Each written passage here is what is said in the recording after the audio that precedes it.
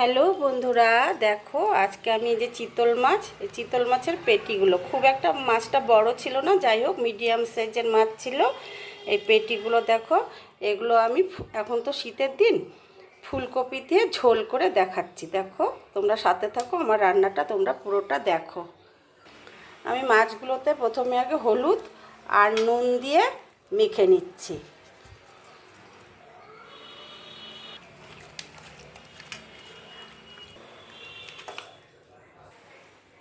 এবারে আমি কড়ার মধ্যে তেল দিয়ে দিচ্ছি, মাছ ভেজে নেব।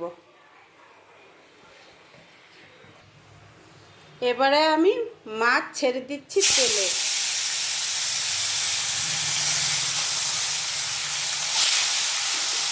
মাছগুলোকে আমি ভেজে নেব।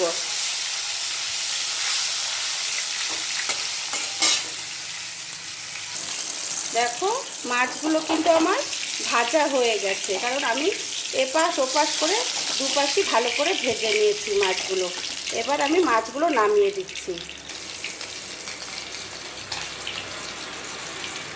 মাছগুলো আমার সব ভাজা হয়ে গেছে।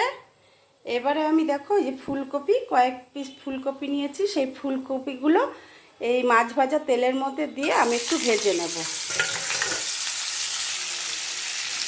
একটু হলুদের গুঁড়ো দিয়ে ভেজে নেব ভালো করে।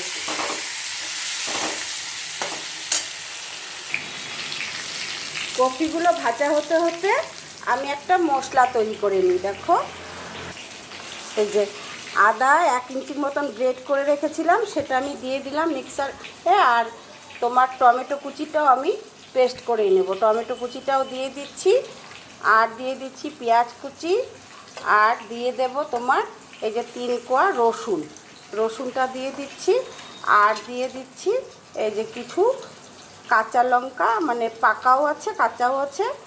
যদি যারা শুকনো লঙ্কা ব্যবহার করো তারা শুকনো লঙ্কা দেবে, আমরা শুকনো লঙ্কা খাই না, তার জন্য আমি কাঁচা লঙ্কাই ব্যবহার করছি। এগুলো সবগুলো আমি পেস্ট করে নিয়ে আসবো। কপিগুলো কিন্তু আমার দেখো খুব ভালো করে ভাজা হয়ে গেছে, লালচে লালচে করে ভেজেছি। আমি কপিগুলো দেখো নামিয়ে নিচ্ছি।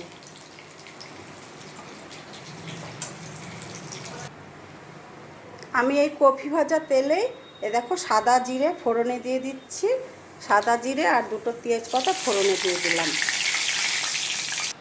আমি যে মশলাটা তৈরি করেছি সেই মশলাটা আমি দিয়ে দিলাম।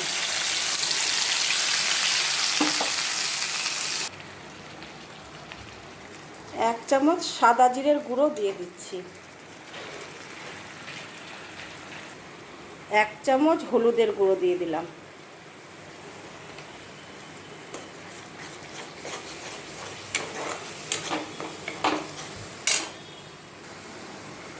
স্বাদ মতো নুন দিয়ে দিলাম।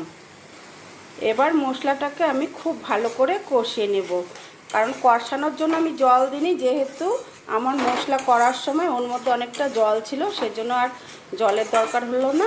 এখন মশলাটাকে আমি ভালো করে কষাবো। মশলাটা কিন্তু দেখো আমার কষানো হয়ে গেছে, এই যে। আর তেল তো খুব একটা বেশি দিইনি, তার জন্য তেলটা বেশি ছাড়বেও না। যাই হোক অল্প অল্প দেখো ছেড়েছে, এই যে ছেড়ে দিয়েছে। এবার আমি ফুলকপিগুলো দিয়ে দিচ্ছি। দেখো ফুলকপি দিয়ে একটু মশলার সাথে আর একটু কষিয়ে নেব। দেখো মশলা দিয়ে ফুলকপির সাথে আমার কিন্তু কষানো হয়ে গেছে। এবারে আমি জল দেব।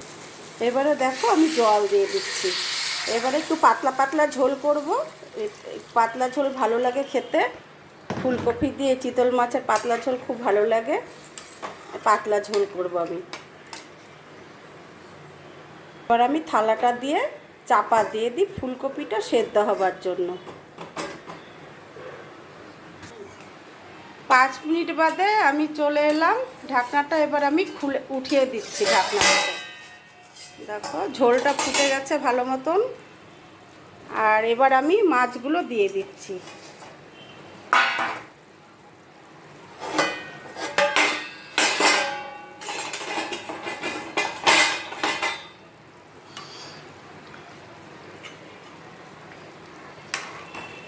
এবার মাছটা দিয়ে দিলাম, একটু ফুটে গেলে তারপর আমি ঢেলে দেব।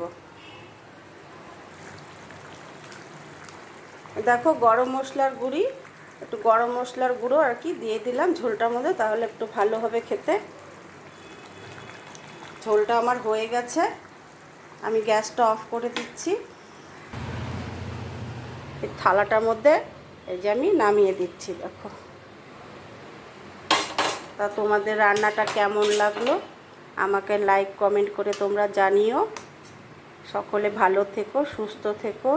যদি রান্নাটা ভালো লাগে শেয়ার করো।